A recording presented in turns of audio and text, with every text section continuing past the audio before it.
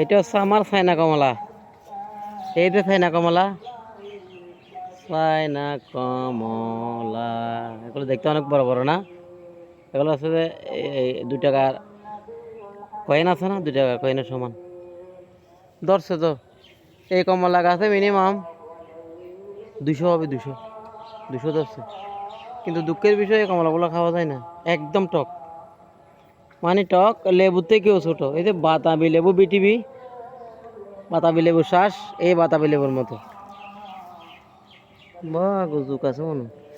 এই যে চারিদিকে দেখাইতে হবে সৌন্দর্য উপভোগ করার জন্য। এই যে এই যে এটা ফেঁকে গেছে, এটা ফেঁকে গেছে। খাবেন নাকি এটা?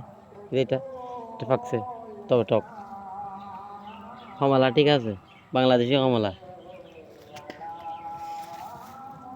বাংলাদেশি কমলার কোনো দাম নাই। ওই যে বাংলাদেশি মতো ইয়ার মতো আর কি, বিলাসী গল্পের।